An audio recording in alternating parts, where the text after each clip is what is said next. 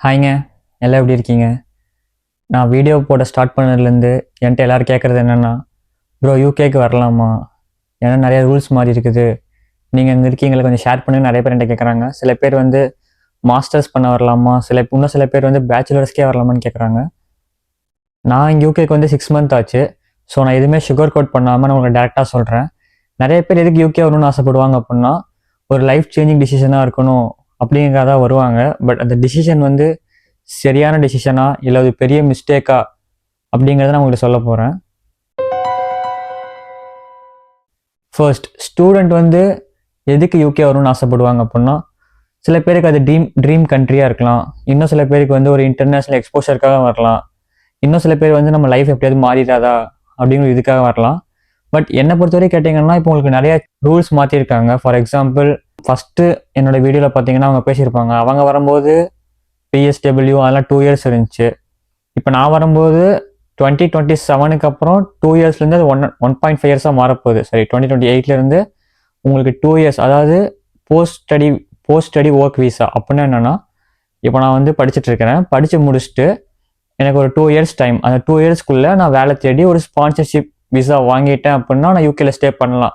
But suppose என்னால் அந்த sponsorship visa என்னால் வாங்க முடியல, ஸ்பான்சர்ஷிப் ஜாப் என்னால் வாங்க முடியல அப்படின்னா அந்த 2 வருஷம் மட்டும் நான் யூகேல இருக்க முடியும். படித்து முடிச்சுட்டு ஒரு 2 இயர்ஸ் நான் யூகேல வேலை செய்யலாம்.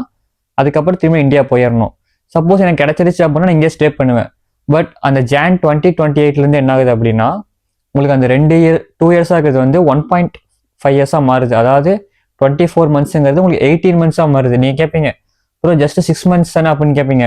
ஆனால் அந்த 6 மந்த்தே வந்து உங்களுக்கு பெரிய கேப். ஃபார் எக்ஸாம்பிள், நீங்கள் லோன்லாம் வாங்கிட்டு வந்தீங்க அப்படின்னா உங்களுக்கு அந்த 6 மாதங்கிறது ரொம்ப க்ரூஷியலான டைம். ஏன்னா நீங்கள் ஜாப் முடிச்சிட்டிங்க, அதாவது படித்து முடிச்சிட்டிங்க அப்படின்னா நீங்கள் ஜாப் போகும்போது உங்களுக்கு ஃபார் எக்ஸாம்பிள் ஒரு ஆவரேஜாக நீங்கள் ஒரு பெர் மந்த் வந்து 2000 பவுண்ட்ஸ், அதாவது நீங்கள் ஒரு அப்ராக்சிமேட்டாக ஒரு 2 lakhs மேலே ஏர்ன் பண்ணலாம் ஆவரேஜாக.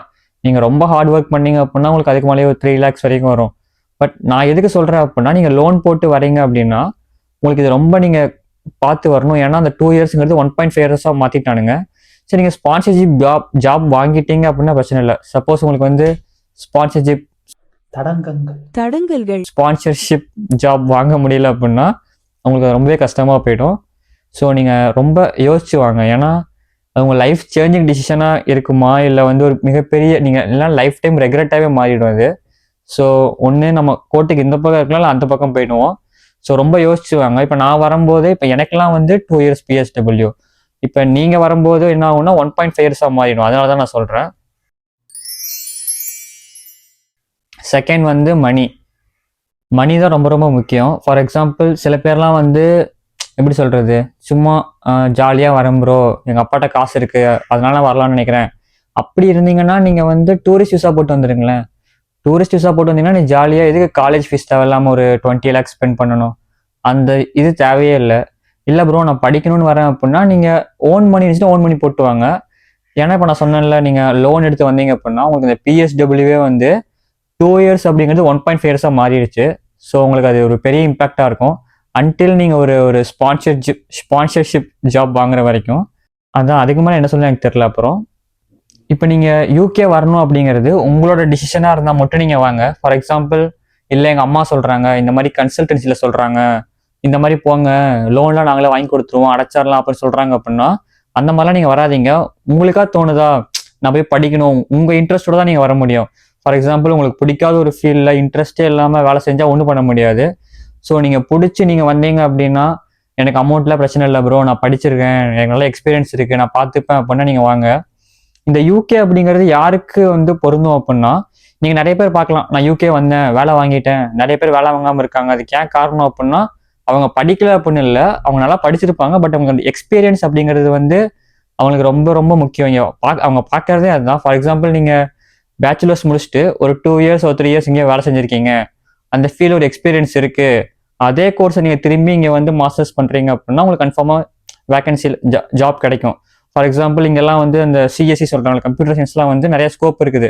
பட் நிறைய பேர் என்ன பண்ணுறாங்கன்னா, பேச்சுலர்ஸ் முடிச்சுட்டு அப்படியே மாஸ்டர்ஸ் வரங்காட்டி நிறைய பேர் இங்கே வந்துட்டு வேலை கிடைக்காம, நிறைய பேர் இந்த இன்ஃப்ளூயன்சர் சொல்கிறத பார்த்து கேட்டு வந்துட்டு ப்ரோ வேலையே கிடைக்கல, எல்லாரும் என்ன சொன்னாங்கன்னா படிக்கும் போதே வேலை தருவாங்க, பிளேஸ்மெண்ட்லாம் இருக்குன்னு சொன்னாங்க அப்படின்னு சொல்லுவாங்க.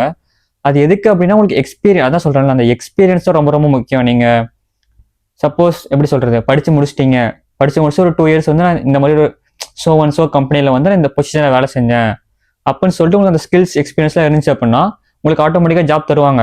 பட் அதுவே உங்களுக்கு வந்து ஷுவராக சொல்ல முடியாது. சில கம்பெனிஸ்லாம் வந்து ஸ்பான்சர்ஷிப் தரேன் அப்படின்னு சொல்லுவாங்க. திடீர்னு பார்த்தா நம்ம போய் கேட்போம், நீங்கள் தான் ஸ்பான்சர்ஷிப் தரேன்னு சொன்னீங்க அப்படின்னு கேட்டால், சாரி எங்களால் ஒன்றும் பண்ண முடியாது, உங்களோட பெட்டர் கேண்டிடேட் வந்துட்டாங்க அப்படின்னு சொல்லிட்டு அப்படியே பேச மாற்றிடுவாங்க. ஸோ நீங்கள் வந்து ரொம்ப ரொம்ப முக்கியமாக கவனித்து பார்த்து அந்த முடிவு எடுங்க. ஏன்னா உங்களோட 3 இயர்ஸ் ஆர் 4 இயர்ஸ் நீங்கள் தான் இருக்க மாதிரி இருக்கும். உங்களோட வெதரு, கிளைமேட்டு, பேரண்ட்ஸு எல்லாத்தையுமே நீங்கள் மிஸ் பண்ணுற மாதிரி இருக்கும். இங்கே வெதர்லாம் வந்துட்டு எப்படி சொல்கிறது, நம்ம ஊர் மாதிரிலாம் இருக்காது. இங்கே ரொம்ப உங்களுக்கு எக்ஸ்ட்ரீம் கோல்டுன்னு சொல்ல முடியாது. உங்களுக்கு ஓகே, ஒரு நார்மலாக ஒரு கோல்டு இருக்கும். என்ன உளறுகிறாய்? உளரவில்லை மன்னா. நிறையா ஹோம் சிக்கு சிக்கு வரும்.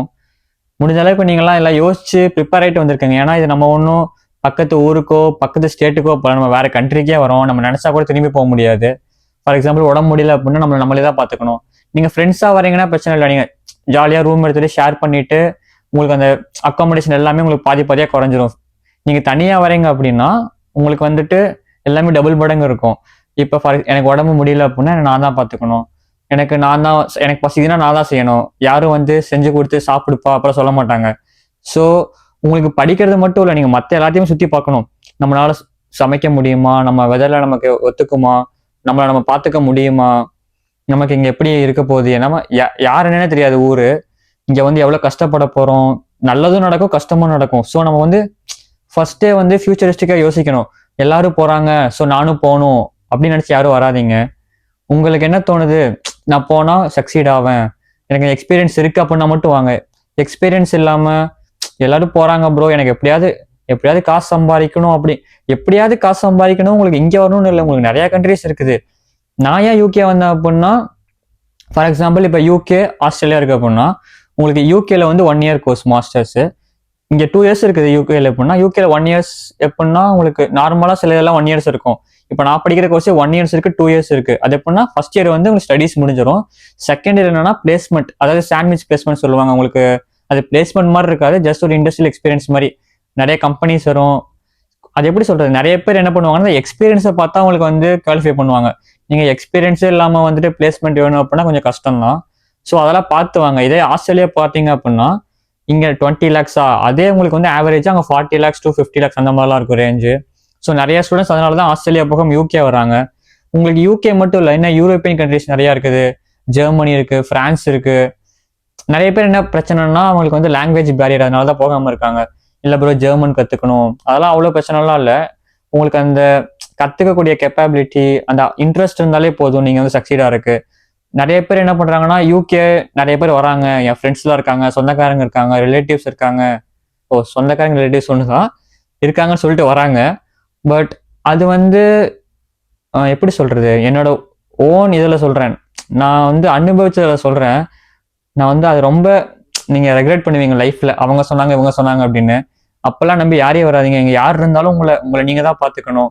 அதை நான் தனியாக போடுறேன். ஏன்னா நான் என்னோட ஃபர்ஸ்ட் ட்ராவல் வந்து ரொம்ப வந்து எப்படி சொல்கிறது, ரொம்ப வேர்ஸ்ட்டாக இருந்துச்சு.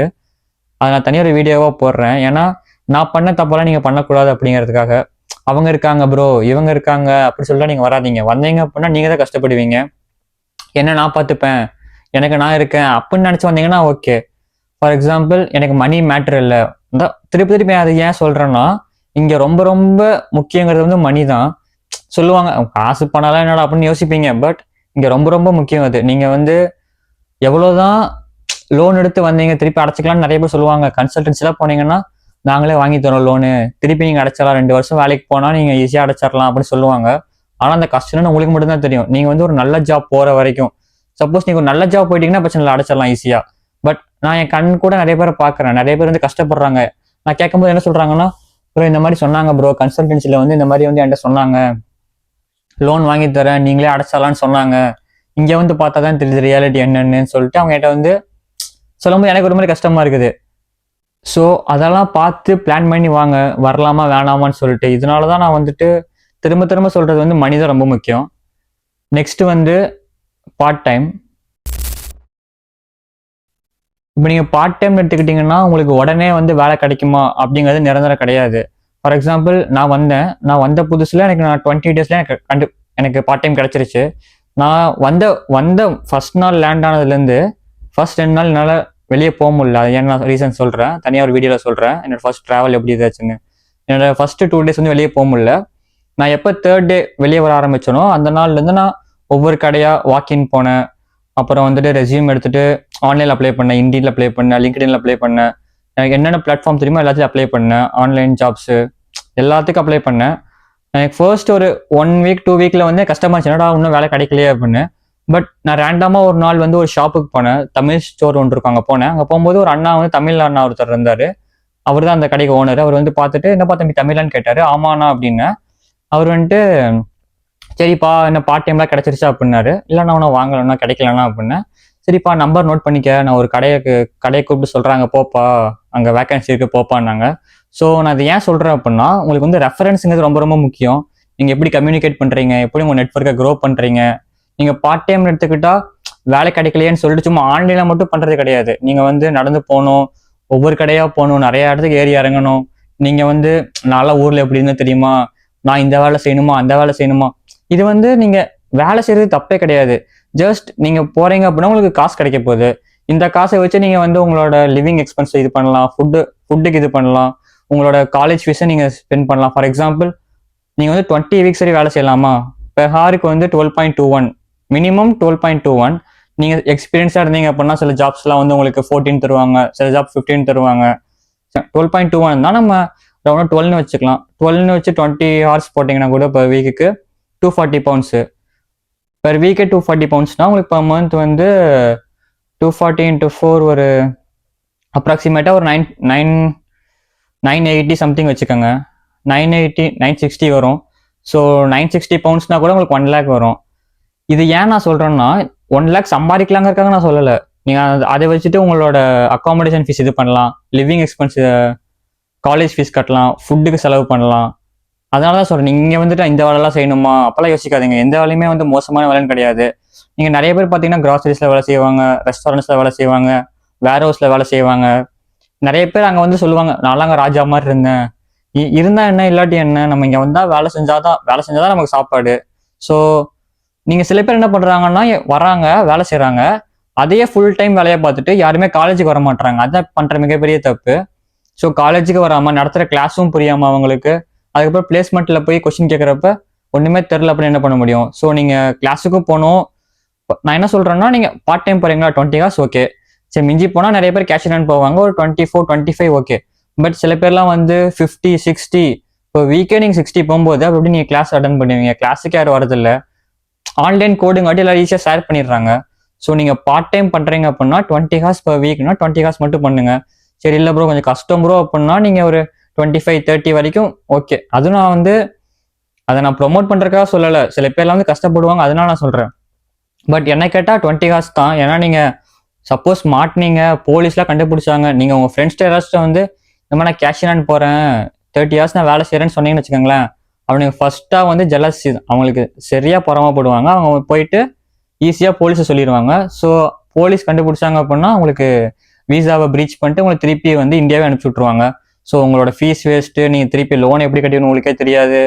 ஸோ நிறையா தலைவலி. ஸோ முடிஞ்ச அளவுக்கு அவாய்ட் பண்ணுங்கள், கேஷ் இன் வேணாம்.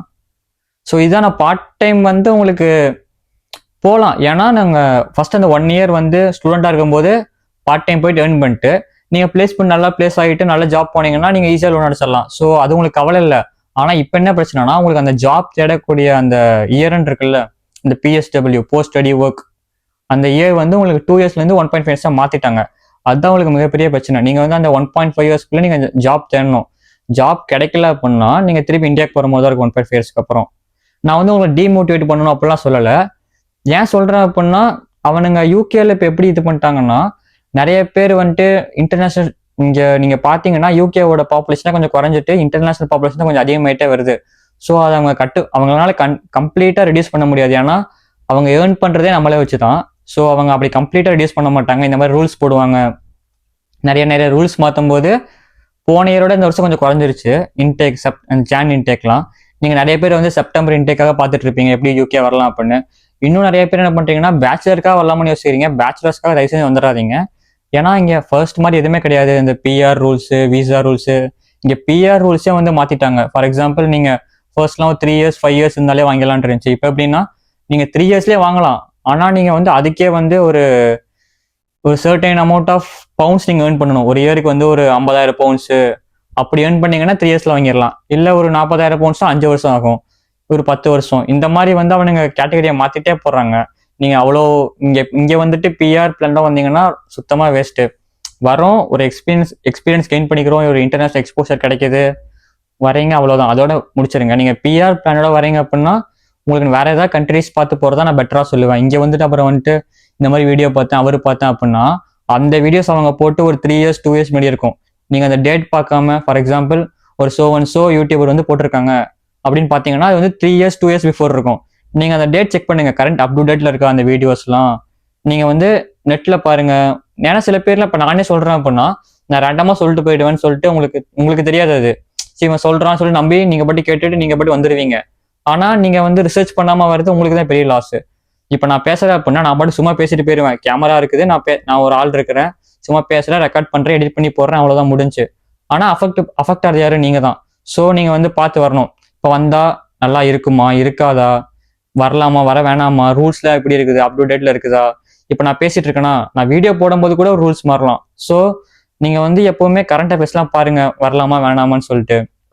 என்ன கேட்டீங்க அப்படின்னா யூகே யார் வரலாம் அப்படின்னா, எனக்கு காசை பற்றி கவலை இல்லை ப்ரோ, நான் வந்துட்டு ஒரு எக்ஸ்பீரியன்ஸுக்காக வரேன், எனக்கு வந்து ஒரு எம்எல் நம்பிக்கை இருக்குது, நான் இந்த மாதிரி ஜாப் கிடைச்சிருவேன் அப்படி சொல்லிட்டு இருக்கவங்க வாங்க. இல்லை ப்ரோ நான் லோன் எடுத்தா ப்ரோ வரணும், எங்கள் வீட்லேயே கஷ்டம் ப்ரோ அப்படின்னு இருக்கவங்க வந்து எனக்கு கேட்டால் கொஞ்சம் அவாய்ட் பண்ணுங்க தான் சொல்லுவேன். ஏன்னா அந்த 2 இயர்ஸுங்கிறது 1.5 இயர்ஸ் உங்களுக்கு பெரிய இம்பாக்ட். ஏன்னா 6 மந்த் கேப்பே உங்களுக்கு பெரிய ஒரு லாஸ் அது. ஸோ என்ன கேட்டால் நீங்கள் வந்து முடிஞ்ச அளவுக்கு வேற கண்ட்ரிஸ் ஃபோக்கஸ் பண்ணுங்க. நிறைய கண்ட்ரிஸ் இருக்கு, நிறைய ஸ்காலர்ஷிப் எக்ஸாம்லாம் இருக்குது, அதெல்லாம் ஃபோக்கஸ் பண்ணுங்க தான் நான் சொல்லுவேன். என்னடா இவன் ஜாலியாக அங்கே உட்காந்து இவன் பேசுறான் அப்படின்ட்டு இல்லை. நான் வந்து என்னோட எக்ஸ்பீரியன்ஸ் நான் ஷேர் பண்றேன். இப்போ எனக்கு வந்து 2 இயர்ஸ் இருக்காண்டி எனக்கு ஓகே பிரச்சனை இல்லை. ஆனால் நீங்க வரும்போது 1.5 இயர்ஸ் இருக்கும். இப்போ நான் பாட்டுக்கு உங்களை வர சொல்லிட்டு நீங்க வந்துட்டு ப்ரோ நீ தானே ப்ரோ சொன்ன அப்படின்னு சொல்லிட்டு எனக்கு சொன்னா எனக்கே கஷ்டமா இருக்கும். அச்சோ நம்ம வீடியோ பார்த்தானே வந்தாங்க அப்படின்னு சொல்லிட்டு எனக்கே ஒரு மாதிரி இருக்கும். ஸோ அதனால நான் என்ன சொல்றேன்னா முடிஞ்சளவு இதெல்லாம் தவிர்த்துக்கங்க அப்படிதான் சொல்றேன். பார்த்துக்கங்க, இந்த மாதிரிலாம் மணி மேட்டர் இல்லை, எனக்கு பணத்தை பத்தி கவலை இல்லை ப்ரோ, நான் படிச்சுப்பேன் நான் பார்த்துப்பேன்னு சொன்னா நீங்க வாங்க, பிரச்சனை இல்லை. இல்லை ப்ரோ எங்க அப்பா வந்து பணக்காரர் ப்ரோ, நான் சும்மா சுற்றி பார்க்கணும் வந்தேன் அப்படின்னா அது ஏன் வரீங்க, நீங்க ஜல்ல டூரிஸ்ட் விசா போட்டு வந்துட்டு போங்க. இதுக்கு காலேஜ் ஃபீஸ் வேஸ்ட்டு, அந்த ஃபீஸ் வேஸ்ட்டு, இந்த ஃபீஸ் வேஸ்ட்டு. அதுக்கு தான் நான் சொல்றேன், நீங்க இந்த மாதிரி சும்மா வர அப்படின்னா நீங்க டூரிஸ்ட் விசா போட்டு ஜாலியாக வந்துட்டு போங்க, உங்களுக்கு என்ன கிடைக்காம போகுது. அடுத்து வந்து வே ஆஃப் டீச்சிங். காலேஜில் வந்து எப்படி டீச் பண்ணுவாங்க அப்படின்னா உங்களுக்கு நம்ம இந்தியா மாதிரிலாம் கிடையாது. யாரும் ஸ்பூன் ஃபீட் உட்காந்து பண்ணிட்டுலாம் இருக்க மாட்டாங்க. நம்மளா செல்ஃப் கேர் எடுத்து படிச்சுக்கிட்டா தான் உண்டு. அவங்க நல்லாவே நடத்துவாங்க. ஆனால் எப்படி சொல்றது, எடுத்தாங்க அப்படின்னு சொல்லிட்டு அவங்க பாட்டு போயிடுவாங்க. நம்மளதே வந்து அசைன்மெண்ட்ஸ்லாம் நம்மளே தான் பண்ணணும். அது கோர்ஸ் பொறுத்து மாறும். ஃபார் எக்ஸாம்பிள் நான் எம்பிஏ படிக்கிறேன் அப்படின்னா எனக்கு வந்து அசைன்மெண்ட் இருக்கும். ஃபார் எக்ஸாம்பிள் சில கோர்ஸுக்குலாம் வந்து அவங்க ரிட்டன் எக்ஸாம் எழுதுவாங்க, அவ்வளோதாங்க. ஆனால் இன்னும் நிறையா பாயிண்ட்ஸ் இருக்குது, அது எப்படி வந்து ஒரே வீடியோவில் சொல்ல முடியாது. ஸோ நான் வந்துட்டு ஒரு சீரீஸ் மாதிரி போடலாம். சில பேர் வந்து என்கிட்ட வந்து ப்ரோ எனக்கு பணம்லாம் மேட்டர் இல்லை ப்ரோ, எனக்கு எப்படின்னு சொல்லுங்க ப்ரோ, எந்த இதுன்னு சொல்லுங்க ப்ரோ என்கிட்ட நிறைய பேர் கேட்டாங்க. ஸோ அது எப்படி வந்து வரலாம் அப்படிங்கிறத நான் தனியாக போடுறேன். ஏன்னா ஒரே வீடியோவில் போட்டு அதே லென்த்தாக போயிடும், நிறைய பேர் பார்க்க மாட்டாங்க. ஸோ உங்களுக்கு நான் தனியாக ஒரு வீடியோவாக போடுறேன். பாய்ங்க, வீடியோ முடிஞ்சு.